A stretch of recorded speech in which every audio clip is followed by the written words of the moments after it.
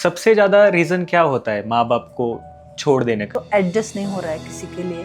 बेटी भी कुछ तो कर सकती है ना, बेटी क्यों नहीं कर सकती? किसे बताऊं ना मैं भीख मांग रही हूँ एक, तो सब ईश्वर को और मुझे ही पता है। तो मतलब आपके गांव में भी भूकंप आया हाँ था? हो गया था ना, सब हम बेघर हो गए थे।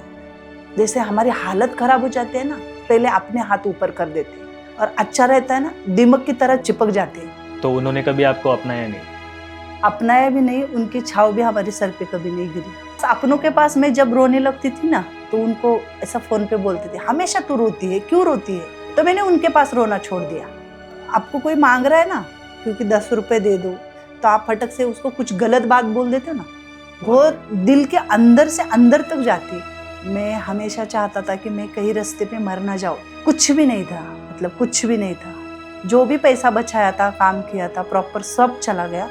थक गई हूँ मैं इस परेशानी से। तो मेडिकल से जाऊंगी तो जाते जाते एक बोतल लेके जाऊंगी, कुछ तो उसमें मिलाऊंगी, और मैं, बच्चे और हस्बैंड आराम से खा के सो जाएंगे, और सुबह कोई भी आके कचरे वाला उठा के लेके जाए और बोली मरना नहीं है ज्योति, तेरा नाम ही ज्योति है। कुछ कहानियाँ ऐसी होती है जिन्हें सुनने के बाद इंसान और थोड़ा इंसान बन जाता है। नमस्कार, मैं हूं अनिरुद्ध और आज हम बात करेंगे प्यार की, इमोशंस की, लोनलीनेस की और एक ऐसे रिश्ते की जो खून से भी बढ़कर होता है। Welcome to unscripted podcast. ये सिर्फ एक पॉडकास्ट चैनल नहीं है, ये एक जरिया है जहां अनसेड स्टोरीज, अनहर्ड इमोशंस और रियल इंसान, उनकी कहानियां हम आपके सामने पेश करते हैं। क्योंकि हमारा मानना है हर इंसान के पीछे एक कहानी होती है और कुछ कहानियां दुनिया बदल देने की ताकत रखती है। कहते हैं माँ बाप हमें चलना सिखाते हैं, लेकिन कुछ लोग उन्हीं को बेसहारा करके छोड़ देते हैं। और इसी अकेलेपन के खिलाफ ज्योति ताई ने शोध नाम का एक परिवार खड़ा किया। ज्योति पटाईत वो सिर्फ एक नाम नहीं है, वो उन लोगों के लिए उम्मीद है जिनकी जीने की उम्मीद ही बची नहीं थी। ज्योति ताई ने 2016 में पुणे के मांजरी में शोध वृद्धाश्रम की स्थापना की, जहां बेघर और बेसहारा बुजुर्गों को सिर्फ छत ही नहीं मिली, अपनापन मिला, प्यार मिला, घर मिला और मिली जीने की उम्मीद। ज्योति ताई, वेलकम टू पॉडकास्ट। सबसे पहले थैंक यू सो मच। और आपको मैं ताई बोलूँ, मैम बोलूँ, मैडम बोलूँ, क्या बोलूँ? आप क्या क्या सुनना पसंद करते हो?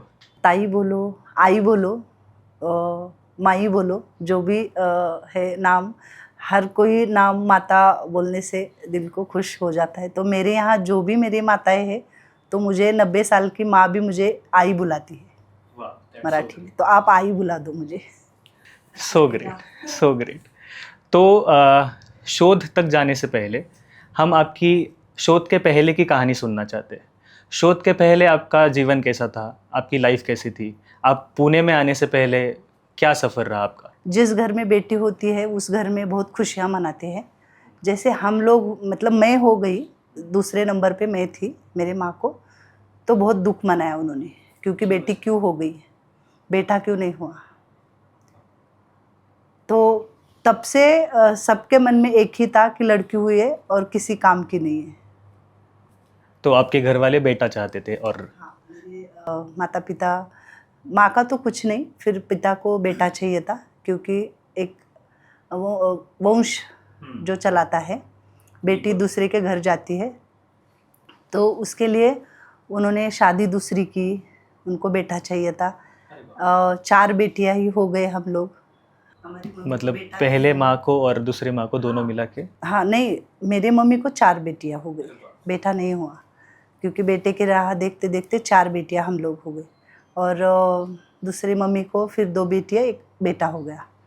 तो वहाँ पे खुशियाँ थी, यहाँ पे सब दुखी था, क्योंकि यहाँ पे सब बेटियां थी ना। तो उन्होंने कभी आपको अपनाया नहीं?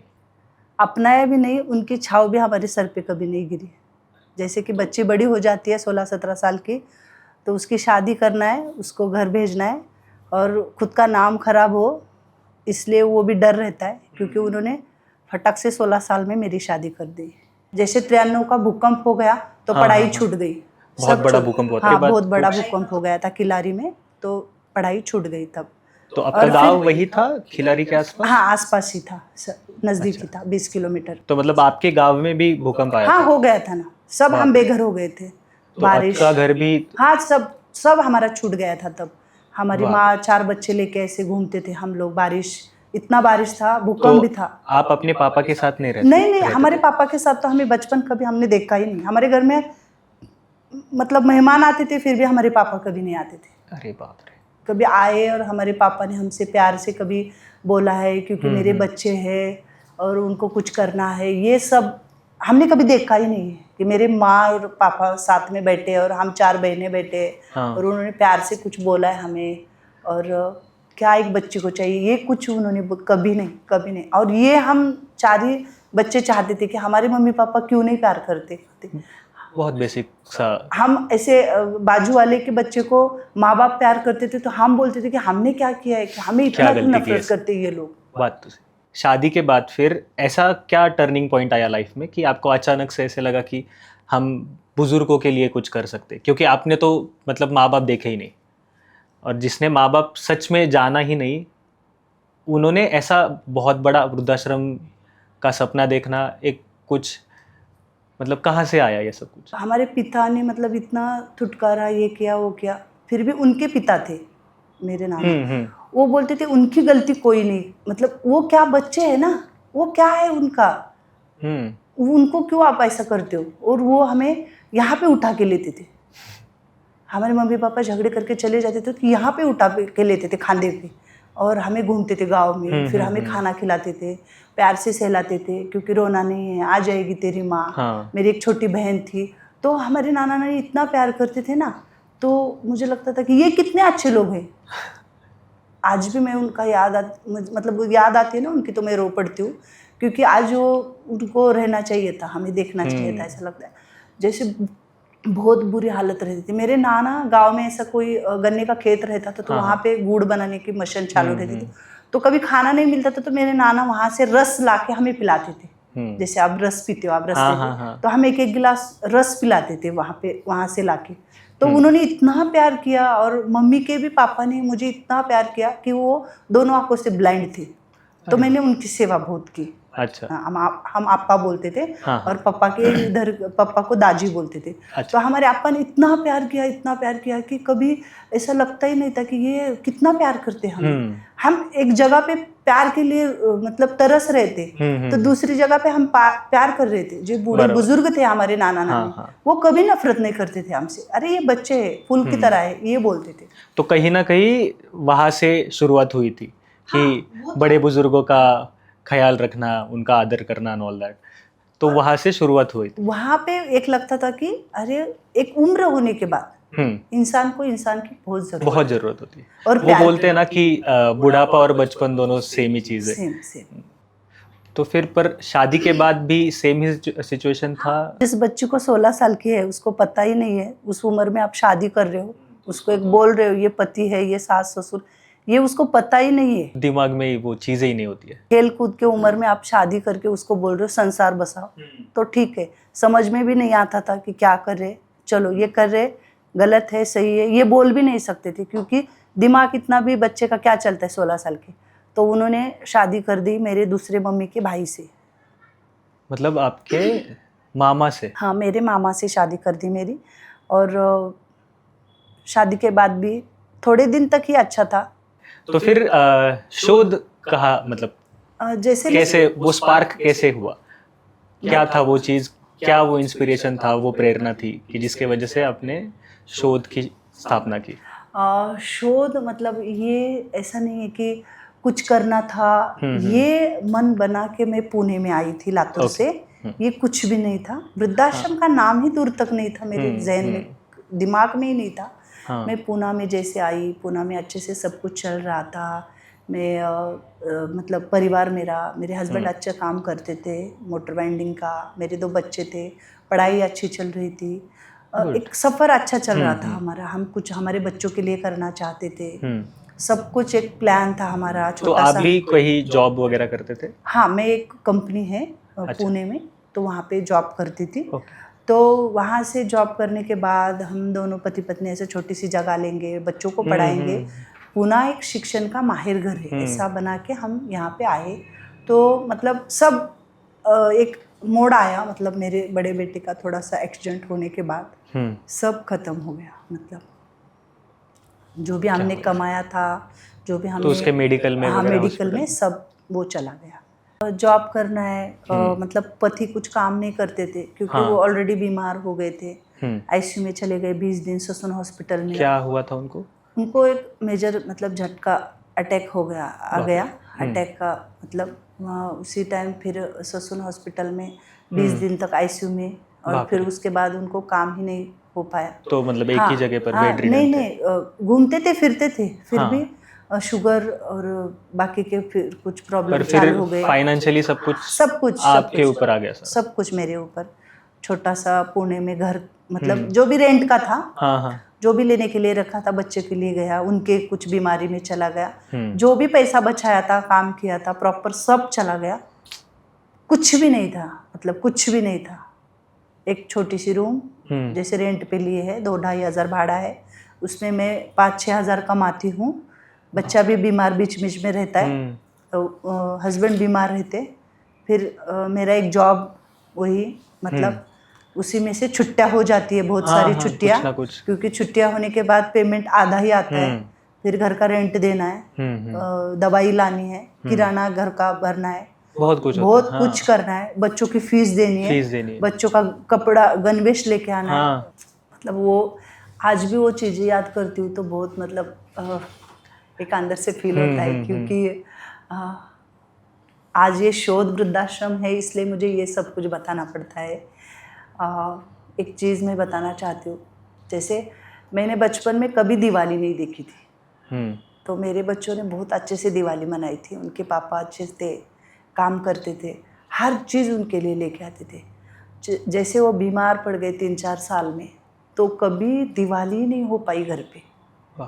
तो एक दिवाली ऐसी थी मेरे लिए, क्योंकि ऐसा लगता था कि अभी जैसे दिवाली में हमारा पेमेंट हो जाता है, फिर हमें जो भी है बोनस मिल जाता है, जो भी है। तो मेरा ऐसा था कि छुट्टियाँ इतनी रहती थी कि मुझे बोनस का तो पता ही नहीं, मुझे जो भी है मेरा कुछ भी नहीं मिलता था, जो है पगार, और उसमें से भी मैं इससे 500 ले, उनसे 1000 ले, महीने का मेरा यही चलता था, राउंड राउंड राउंड राउंड। जैसे मेरे सहेलियाँ कुछ फ्रेंड थी, उनसे मैं लेती थी। तो दिवाली में सबका मैंने चुका दिया, 8 छुट्टियाँ लग गई। 8 छुट्टियाँ लगने के बाद मुझे ये लग रहा था कि अभी मेरे हाथ में 3-3.5 हज़ार रुपये बचे हैं, तो इसमें से मुझे रेंट देना है, बच्चों को कपड़े लाना है, किराना लाना है, दवाई करना है, दिवाली करना है, उनको कुछ फटाके वो सब करना है। मैंने तो उनको इस बार दिवाली हम अच्छी मनाएंगे, मैंने बोल दिया है उनको, वादा किया था। हाथ में इतने से पैसे, और मैंने बस में मैं ऐसे बैठी, कंपनी की बस रहती थी हमारी, सब ऐसे बोल रहे कि कुछ ये लाना है, वो लाना है। मैंने टीवी लिया, ये लिया, दिवाली में हर कोई कुछ ना कुछ।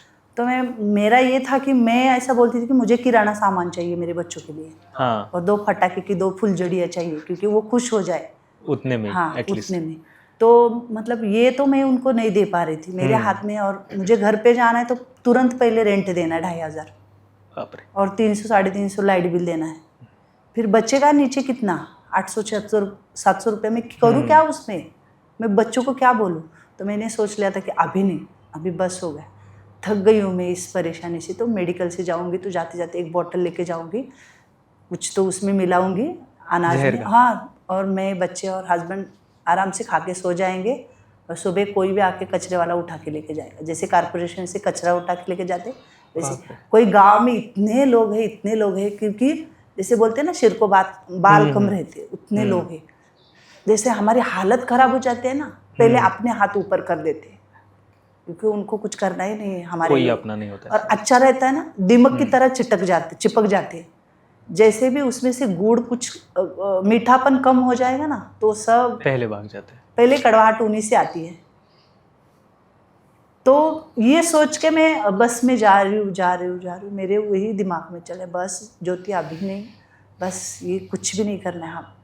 तो मुझे लगा कि अभी यहाँ पे जाते जाते है ना, सिंधुताई का आश्रम है, जैसे सिंधुताई सबका माई, हाँ, उसका आश्रम है माई का। तो मैं वहाँ पे जाऊँगी, उससे मिलूँगी, काम पूछूँगी।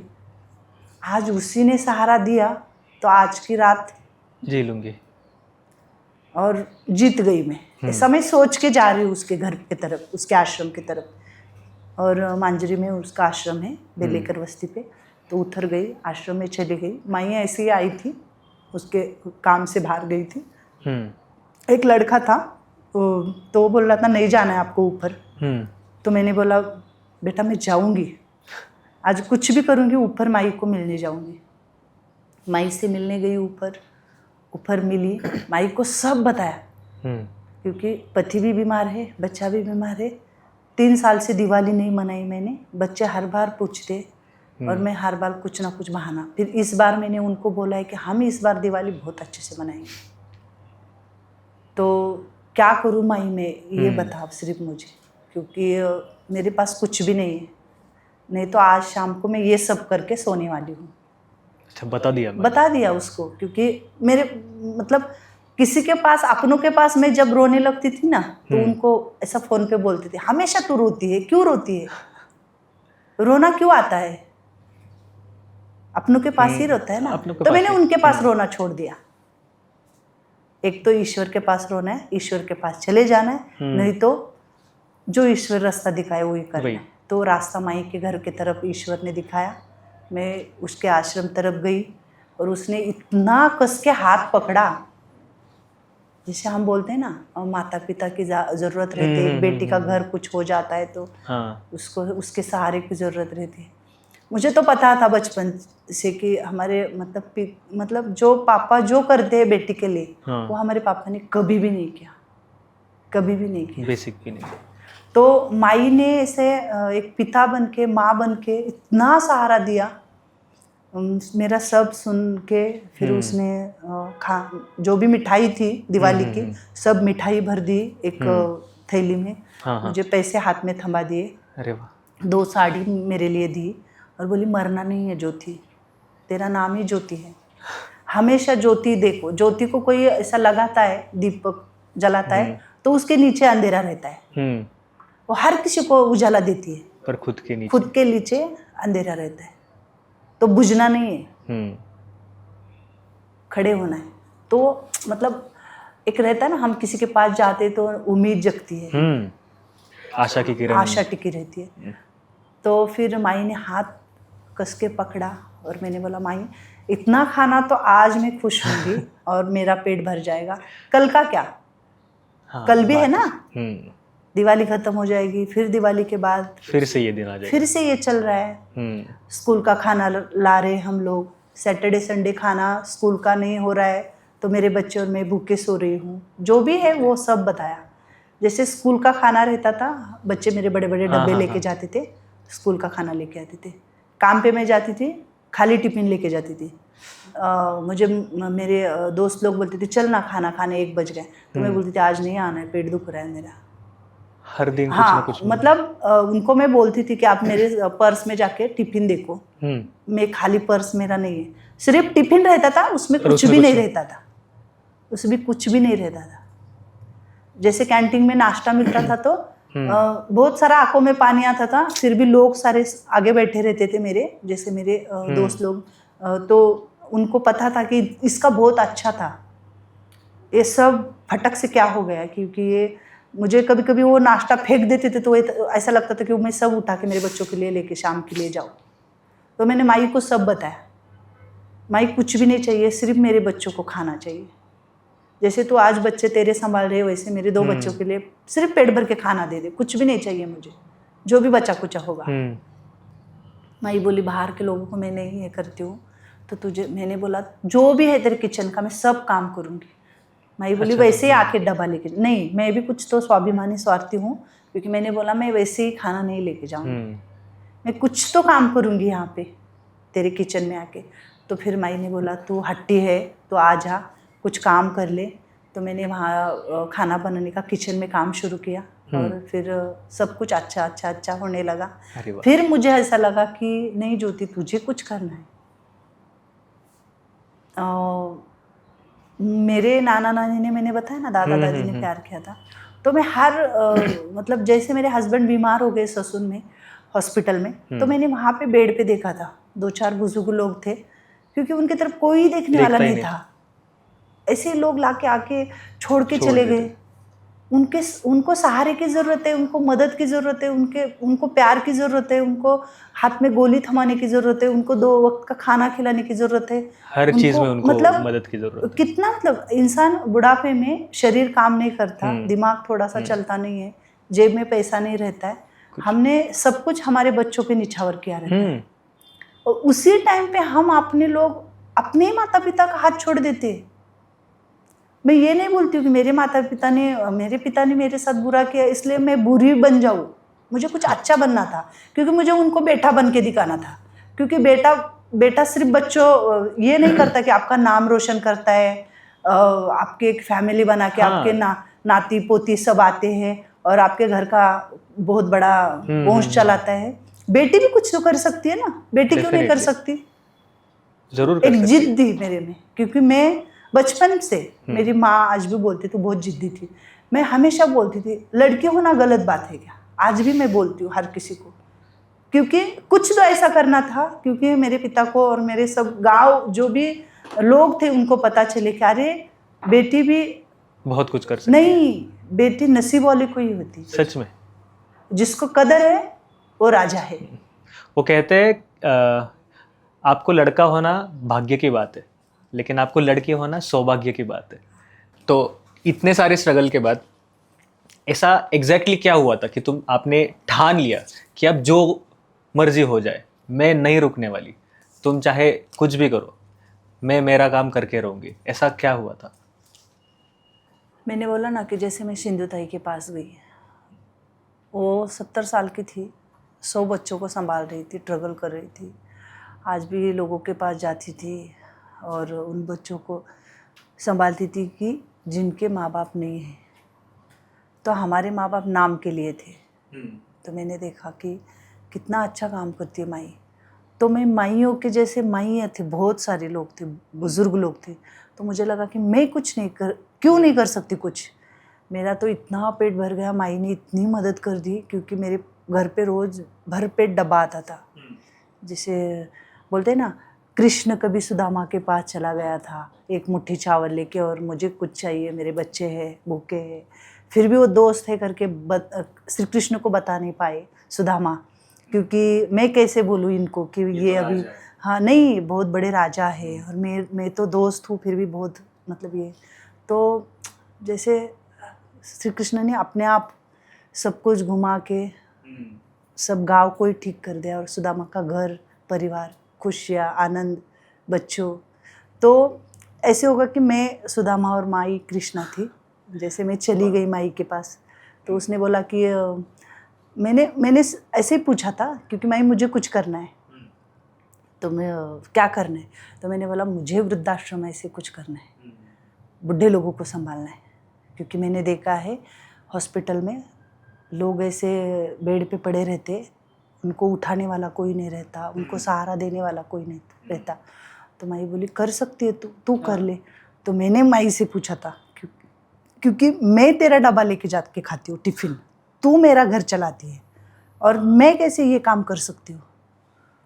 तो बोलते हैं ना, हमें कब कोई मिल जाता है तो वो ऐसे ही बोल देता है, तो हम ऐसे दिमाग में पूरा ताकत के साथ खींच के लेके फिर उसी ताकत के साथ काम करना है हमें।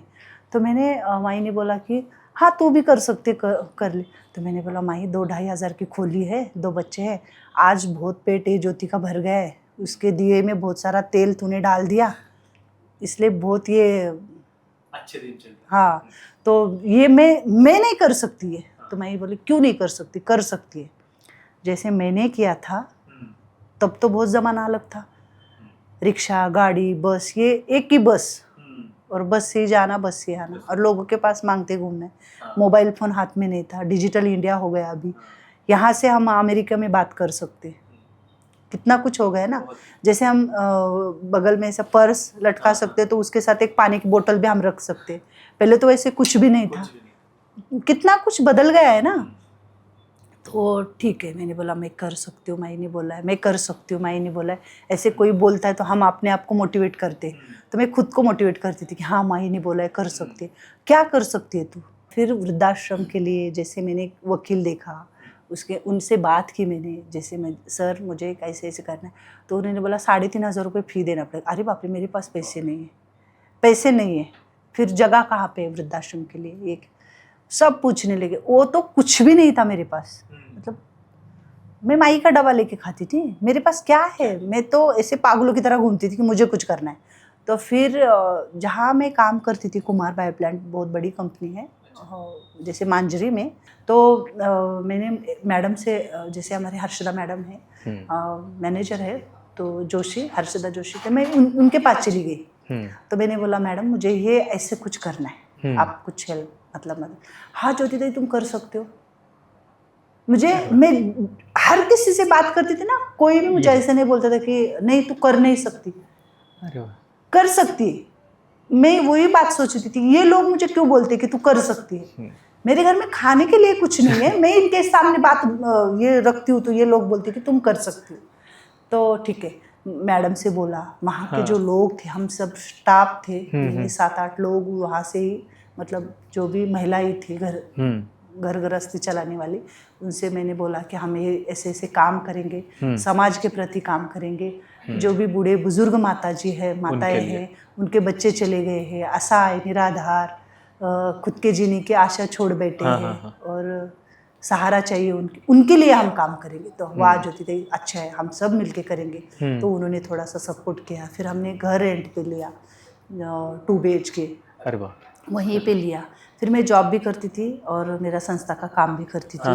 तो थोड़े दिनों तक उन्होंने भी किया, वो भी सामान्य महिलाएं थी, ऐसा नहीं कि बहुत कुछ उनके पास है, वो भी मेरी जैसे, मतलब मेरी हालत बहुत ही खराब थी। आज भी वो लोग, उन लोगों में भी सबसे, हाँ आज भी लोग वो बोलते हैं कि ज्योति दी तुम्हें 2 वक्त का खाना मिल रहा है ना उनके साथ, वही हमारे लिए बहुत है।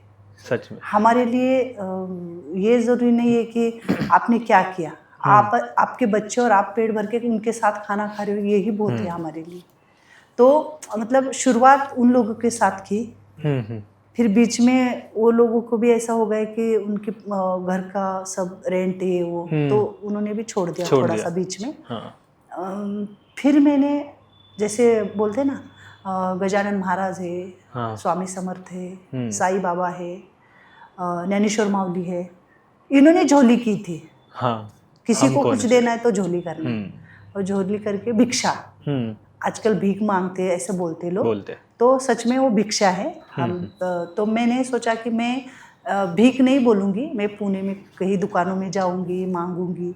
तो मैं खुद के लिए, मैं आपके लिए और किसी के लिए बताने के लिए वो नहीं बोलती थी कि मैं भीख मांग रही हूँ। मैं खुद को बोलती थी ज्योति तू भिक्षा मांग रही है। जैसे ज्ञानेश्वर माउली ने मांगा, तो आलंदी में, जैसे शिरडी साईं बाबा ने मांगा, और लोगों को मांग के लाते थे और वो भोजन खिलाती थी। तो मुझे ऐसा लगता था कि ज्योति तू मांगना है तो तू इन बूढ़ों बुजुर्गों के लिए करना है तुझे, इनको भूखे सोना, हाँ नहीं भूखे नहीं सोना देना। घर में 8 लोग हैं, बच्चे, हस्बैंड और 4-5 दादी लोग हैं। मतलब तब तक थे ऑलरेडी? शुरू हो गया, जैसे मैंने शुरू किया, मेरे पास बूढ़े बुजुर्ग लोग आ गए थे। अच्छा, थे मेरे पास, और रेंट भी देना है, काम छूट गया, उनका 7-8 लोगों का काम करना है, उनकी देखभाल करना है, काम भी छूट गया, नौकरी छूट गई, फिर क्या करना है। फिर मैं पूना में हर दुकान जाके मांगती थी, जैसे एक ऐसा थैला और किराना दुकान है, मार्केट एड पे जाती थी मैं, उनको सिर्फ बोलती थी 1 नमक का पैकेट दे दो, कुछ भी नहीं, 5-10 रुपए का। तो मेरे पास जियो का छोटा फोन था, मैं उनको दिखाती थी क्योंकि ये प्रूफ है, ये काम है, मैं ऐसे ही नहीं मांग रही हूँ। और मैं काम भी, जॉब भी करती थी, मैं मेरा आईडी दिखाती थी कि मैं इस कंपनी में जॉब करती थी, अभी छोड़ा है मैंने क्योंकि मुझे नहीं हो रहा है सब कुछ। थोड़े दिन काम भी किया, मांगा भी, जैसे 6 बजे जाना, 2 बजे छुटना, वहीं से फिर पूना स्टेशन, फिर मांगना, फिर भी बहुत सब हो गया। बीच बीच में मैं बीमार पड़ रही, फिर मैंने काम छोड़ के फिर मांगना और ये शुरू कर दिया। तो मैं दुकान में जाती थी, सब्जी वाले के, जैसे मार्केट एड में बहुत बड़ा मंत्री मार्केट है, तो सब्जी का भी है, गुड़ मार्केट है, वहाँ पे सब्जी जो लोग फेंक देते ना, वो सब्जी में उठा के लेके आती थी बोरी में। मतलब उसमें कुछ भी नहीं है ना, फेंक देते तो क्या हुआ, अच्छी चीजें उठा के फिर लाके फिर साफ सफाई करके फिर अच्छे से रखती थी, और फिर से मेरा काम चालू होता था। मैं मेरे बच्चों को भी नहीं बताती कि मैंने कहाँ से, मैं उनको बोलती थी कि मैं पैसे दे के लेके आई हूँ, मुझे इसने दिया उसने दिया, फिर भी उठाए वाला रहता था। मार्केट पे बहुत फेंक देते हैं लोग, हाँ। क्योंकि नहीं है तो फेंक देते हैं लोग। तो मैं वहाँ से किराना दुकान पे जाऊंगी तो जो भी कोई गुस्सा करता था, कभी कभी गुस्सा भी करते थे, इतने अच्छे औरत है क्यों मांग रही है तुम चले जाओ आगे, ऐसा बोलते हाँ, थे। हाँ। अरे मैं बोलती थी सर नहीं नहीं ऐसा आप मत बोलो, मैं एक छोटा सा काम कर रही हूँ, आप बहुत कुछ नहीं हल्दी का पैकेट दे दो, कुछ तो एटलीस्ट। हल्दी का पैकेट दे दो। तो वो भी ऐसे देख के फिर ठीक है चलो एक हल्दी का पैकेट दे दो, चलो हाँ। ऐसा बोलती थी। बुरा नहीं लगता था मुझे, अंदर से लगता था कि ज्योति माई ने बोला है कुछ कर सकती तू और तो करना तो है। करना है। तो ये कंटिन्यू चालू था, मांगना लाना मांगना। हर गली में 1 महीने के बाद जाना है। हाँ। मतलब हाँ, अभी बार-बार अभी वही- इस वही। गली में मैं एक दुकान हाँ। 1 महीना उधर नहीं जाना है, नहीं तो वो बोलेंगे कि चिढ़ हर जाएगा, रोज हाँ, इधर ही वही। आना है क्या। तो मांग के लाना है। 1-2 दुकानदार आज भी ऐसे है ना, तो मैं कभी जाऊंगी ना, मतलब अभी तो नहीं गई हूँ, तो तुरंत ऐसे नौकर लोगों को बोलेंगे ताई कितना कितना चाहिए, क्या क्या चाहिए, बाप रे। तो तुरंत ऐसे भी लिस्ट लोग हैं। बनाएंगे अरे वाह। और दुकानदारों को वहाँ पे रखेंगे और ताई चलो इतने से होगा। मतलब लोगों का मैंने विश्वास भी जीत लिया। हाँ वही।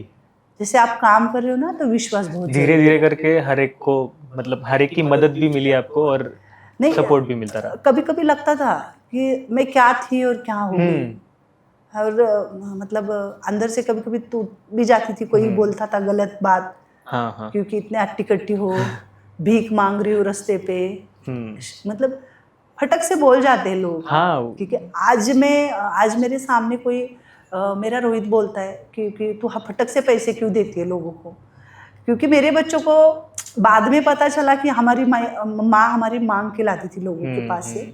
तो मैं हमेशा खुले पैसे रखती हूँ बाजू में, क्योंकि जब आप किसी को, आपको कोई मांग रहा है ना, क्योंकि 10 रुपए दे दो, तो आप फटक से उसको कुछ गलत बात बोल देते हो ना, वो दिल के अंदर से अंदर तक जाती है, उसके आत्मा तक जाती है वो बात। वो आदमी फिर टूट के वहीं पे बोलता है अरे तू 10 रुपए मुझे नहीं देता तो तेरा क्या मतलब कुछ नहीं होता। पर बोलना हाँ जरूरी तो नहीं था। कभी कभी टूटती भी थी, रोती थी घर पे आके, फिर भी बताने किसे बताऊँ ना, मैं भीख मांग रही हूँ, ये तो सब ईश्वर को और मुझे ही पता है, क्योंकि मैं कुछ मांग रही हूँ। तो मैं बोलती हूँ भगवान ने मांगा है दूसरे के लिए, और मुझे लगता था कि मैं दूसरे के लिए कर रही हूँ, इसलिए मैं आज भी मांगती हूँ, आज भी मेरा पल्लू फैलाती हूँ और हमेशा मांगती रहूँगी। मेरे जो दादा दादी है, आज पूना में शोध वृद्धाश्रम है, वहाँ पे 20 वृद्ध माताएं हैं जिनके बच्चे नहीं है, पति नहीं है, घर नहीं है, परिवार छूट गया। मतलब आपकी कुछ एक चीज़ होगी और आपके घर में कुछ मिलेगा नहीं तो आप सारा घर सिर पे लोगे, क्योंकि मेरी दिमाग में वो मेरी चीज़ है मिल नहीं रही। जो आज मेरे पास 20 माताएं हैं, उनका तो पूरा संसार परिवार सब छूट गया। 90 साल के हैं, 100 साल के हैं। मैं उनको देखती हूँ तो वो मतलब खुश रहते, क्योंकि मैंने उनको बोला है कि अभी बच्चे होके जीना है आपको, कुछ भी दिमाग में नहीं लाना है, क्योंकि हमू का थोड़ा इट्स ओके।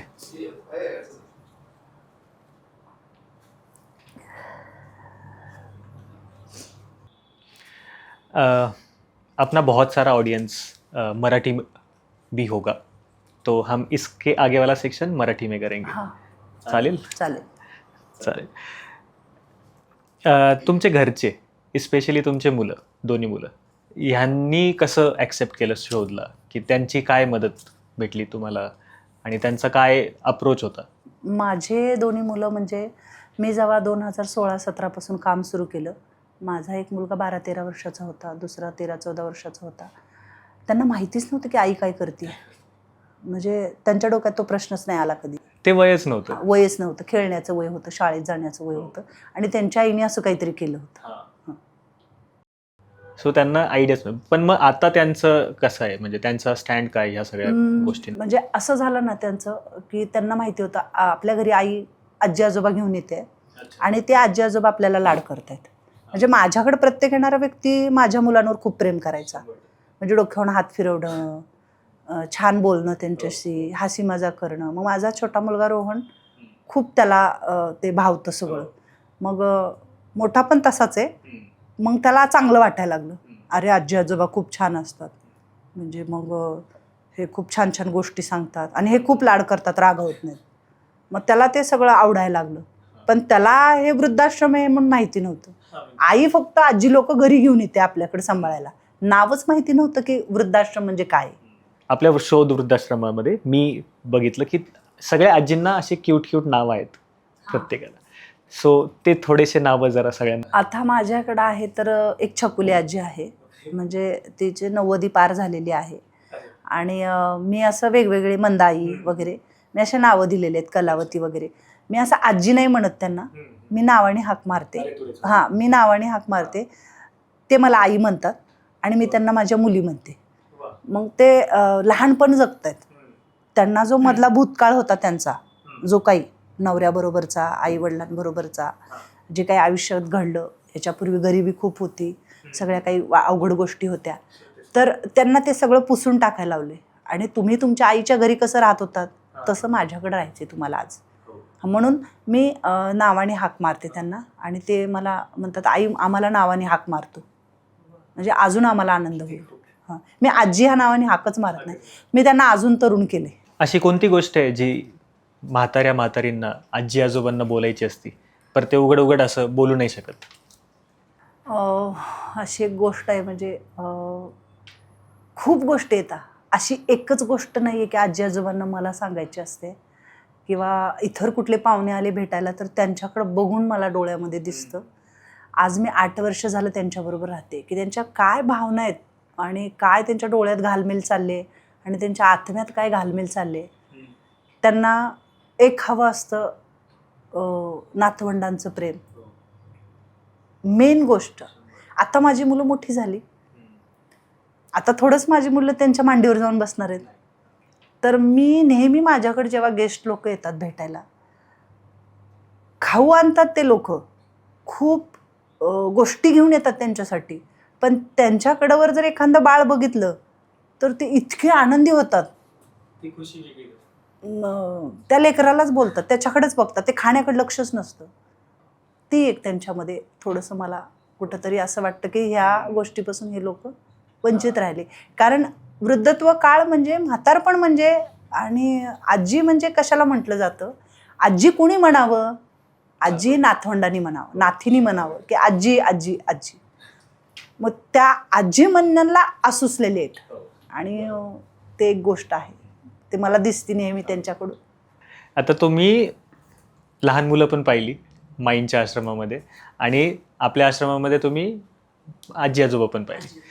तर मग ह्या दोघांमध्ये जास्त हट्टी आणि जास्त खोडकर कोण असतं, लहान मुलं की आजी आजोबा? कसं असतं माहिती का, लहान मुलं हट्टी झालं ना तर त्याचा हट्ट पुरवणं म्हणतात, आणि वयस्कर जर माणूस हट्टी झालं ना तर त्याचा तिरस्कार करतात. नाही, समाजासाठी नाही म्हणत मी, तुमच्यासाठी विचार. हां, माझ्यासाठीच सांगते मी, आणि समाजासाठी पण सांगते. कारण हट्ट म्हणजे काय असतो हट्ट, की कोणीतरी मला प्रेमाने बोलावं, कोणीतरी मला, म्हणजे ते असं नाही की त्यांना पटकन घ्यावं उचलून एक लगेच पापी घ्यावं किंवा मुखा घ्यावा. पण लहान मुलाचं कसं असतं, ते गोंडस दिसतं, सुंदर दिसतं, छान दिसतं, त्याला उचलायचं, त्याला घ्यायचं, अंजारायचं, गोंजारायचं. पण आजींना आणि वृद्ध झालेल्या व्यक्तीला एवढंच वाटतं की कोणीतरी माझ्या जवळ यावं, माझ्या डोक्यावरून मायेने हात फिरवावं, तू कशी आहेस म्हणावं, तुला काय लागते म्हणावं. हे गोष्टी असतात. आणि एक म्हातारपण म्हणजे बालपण आहे, फिरून येणारं बालपण आहे, पण ते त्रासदायक आहे, ते गोजिरवाणं नाही आहे. ते कुठंतरी अंगावरती तुमच्या पडलेल्या सुरकुत्या, तुमच्या डोळ्याला येणारी घाण, तुम्हाला ऐकू नाही येणारं, तुम्हाला ते कुठंतरी ऑटोमॅटिक होऊन जातं, मग त्याचे वास येतो. हे जे आहे ते त्रासदायक आहे, आणि लहानपण एक गोजिरवाणं आहे. मी 4-5 शब्द सांगेल, सिरियस असं काही नाही आहे. त्याच्यामध्ये मी शब्द सांगितल्यानंतर एक तर तुम्ही लगेच सांगायचं तो शब्द ऐकल्यानंतर तुम्हाला काय आठवतं. मग ती व्यक्ती असू शकते और काही असू शकतं, गोष्ट असू शकते और काही पण असू शकतं. ओके, आपण त्याला रॅपिड फायर म्हणूयात. सो प्रेम म्हणजे काय तुमच्यासाठी? 1 ते 2 शब्दात फक्त उत्तर द्या. प्रेम म्हणजे आपल्या घरातल्या माणसावर करणारं हे खरं प्रेम. ओके. सगळ्यात मोठं नातं? आई वडिलांचं. आई वडील. गुड. पैसा म्हणजे काय? नाते तोडणार आहे. सुख म्हणजे काय? घर 4 भिंतींचं. दुःख म्हणजे काय? जोडीदार जाणं. सगळ्यात मोठा सपोर्ट?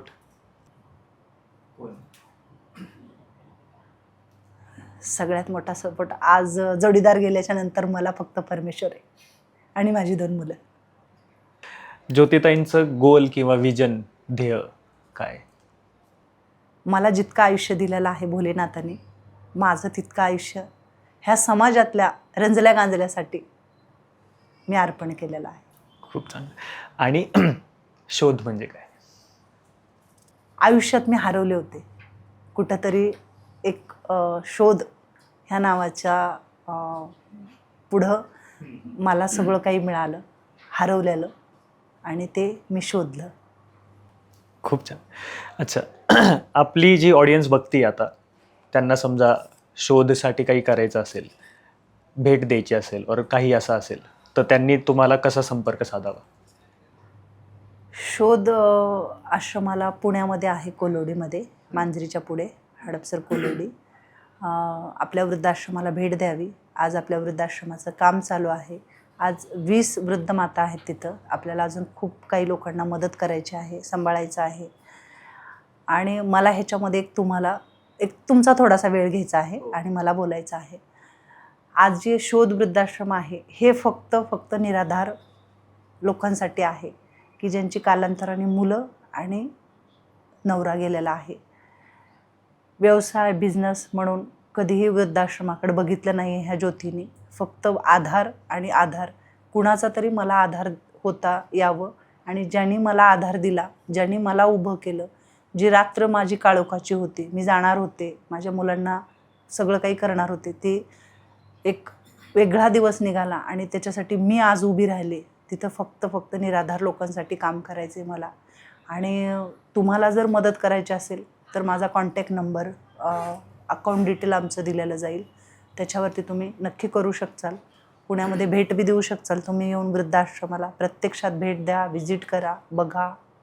शोधच्या स्थापनेनंतर असा कोणता वेळ होता और असा कोणता प्रसंग होता की जिथे तुम्ही पण हातबल झाले होते समोरची कंडिशन बघून और सिच्युएशन बघून? तर माझं वृद्धाश्रमाचं काम चालू असताना एक दिवस म्हणजे मी गावाला गेले होते आणि मी थेऊर फाट्यावरती उतरले.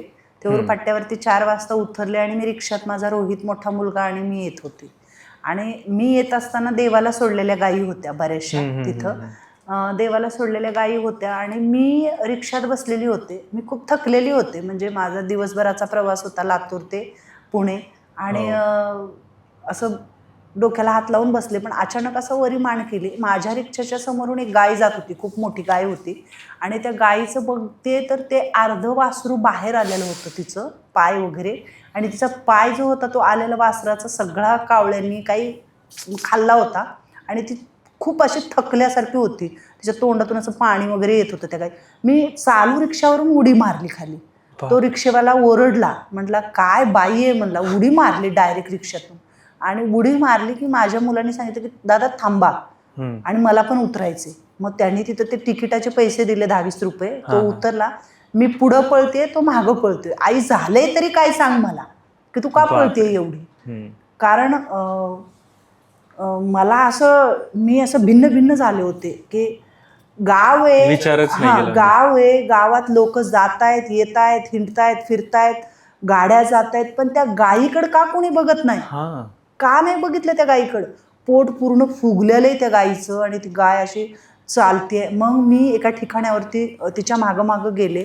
मागं गेल्याच्या नंतर मग आता काय करायचे बाबा, मी जसं नेहमी म्हणते, मगाशी सांगितलं की पहिला माझा फोन माझा भाऊ म्हणजे माझा निखिल ओसवाल.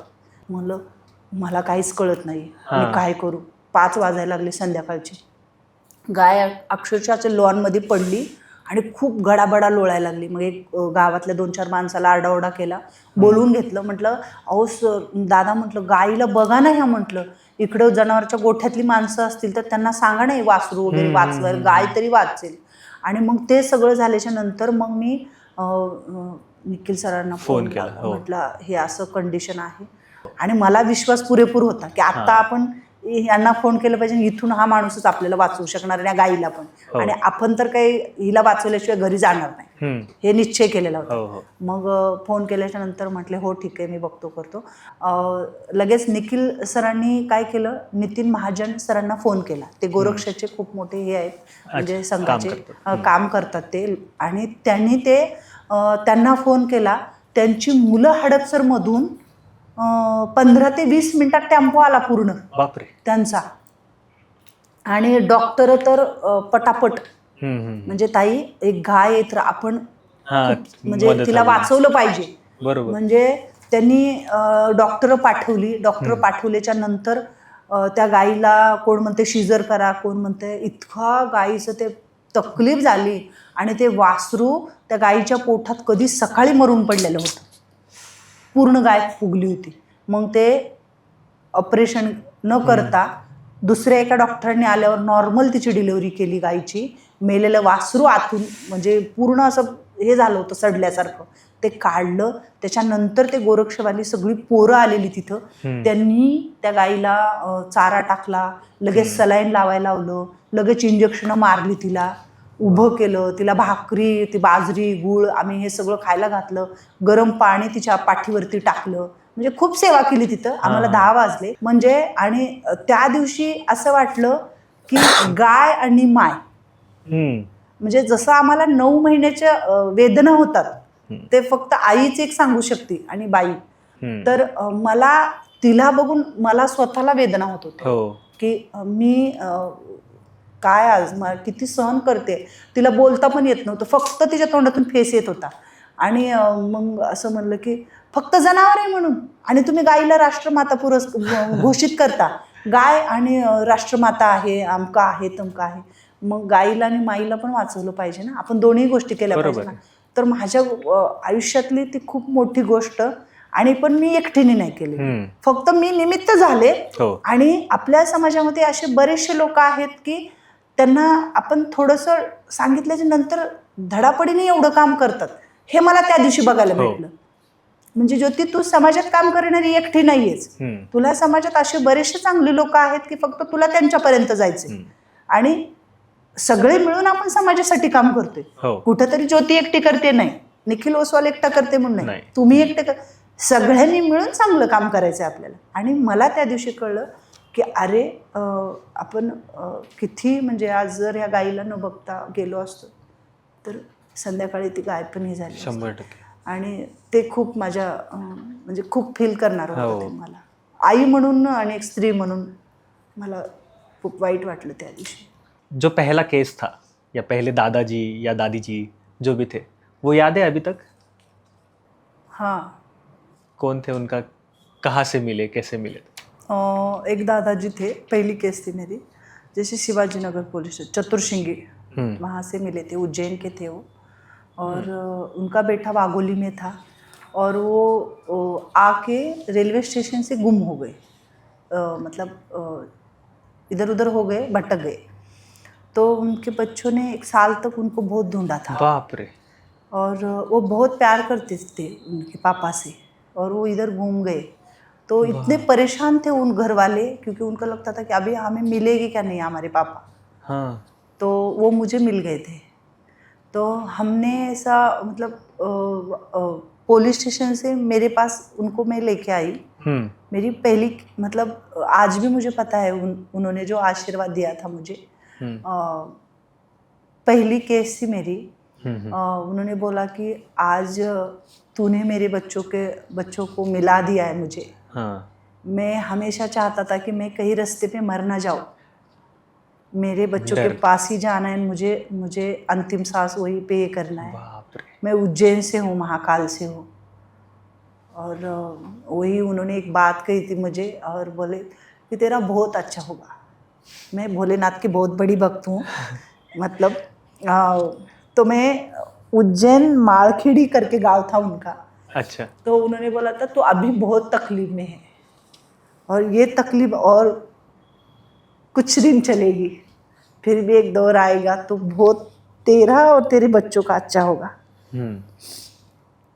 जब मुझे आज भी मतलब लंबी सी दाढ़ी, गंदे गंदे कपड़े पूरे भरे हुए और हाथ थर थर कर रहे उनके, और सफ़ेद कपड़े, आज भी मुझे वो याद है। वो मेरे पास तस्वीर भी है उनकी। तो बोलते थे कि एक दिन तो बहुत लोगों को संभालेगी मेरे जैसे। तो वो एक बात है, मैं आज आपको बता रही हूँ, एक चमत्कार था। ओके। मुझे कुछ भी नहीं पता था। रात के 11 बजे मेरे पास पुलिस उनको लेके आए और 8 दिन के बाद तो मैंने उनके घर का पता लगाया और उनके घर को मैंने भेज दिया। तो उन्होंने जाते जाते इतना आशीर्वाद दिया था ना मुझे, तो वो आशीर्वाद आज सब सच हो रहा है। सच में बहुत लोगों की पुण्याई आपके पीछे है।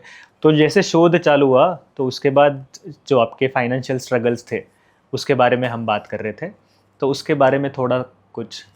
तो शोध वृद्धाश्रम में ऐसा है कि उसको पहले रजिस्टर हमने धर्मादायक में किया पुणे में। उसके बाद जो भी ऑडिट का काम रहता है, ये कुछ भी पता नहीं, ऑडिट का काम है वो करना है। तो पुणे में शिवाजी नगर में निखिल ओसवाल उनका ऑफिस है। उन्होंने बहुत अच्छा गाइड किया, जैसे आश्रम चलाना कैसे है ताई, क्या करना है। जैसे मैं उनको सिर्फ सर बोल रही हूँ, क्योंकि वो एक बोलते हैं ना खून का रिश्ता, हम सिर्फ एक माँ के पेट से नहीं आए हैं, अलग अलग हमारा जन्म हुआ है। फिर भी आज मेरे लिए भाई से बढ़कर, मेरे पिता से बढ़कर, मेरे माँ से बढ़कर जो भी है आज मेरे लिए, जो बोलते हैं ना दुख में कोई साथ देता है ना, तो एक वो भाई है मेरा निखिल ओसवाल। क्योंकि किसी का पति चला जाएगा तो उसको बुलाओ 6-7 महीने के बाद, उसको कुछ मीठा खिलाओ और उसके मुंह का कड़वाहट निकालो। हाँ, जैसे कोई भाई होगा तो बुला लूँ। तो मैंने तो आपको बताया कि भाई और ये घर का कोई नामो निशानी नहीं था। तो 7-8 महीने से मुझे उन्होंने घर पे उनके बुला के, दोनों पति पत्नी ने एक हाथ से निवाला मेरे मुंह में, मेरे बच्चों के मुंह में। मतलब बोलते हैं ना खून के रिश्ते से बड़े, वो बहुत बड़ा रिश्ता है उनका। तो पहला ऑडिट था हमारा, जैसे उन्होंने बोला कि अभी ताई ऑडिट करना पड़ेगा, अब प्रॉपर काम कर रहे हो तो तुम्हें एक ऑडिट करना पड़ेगा।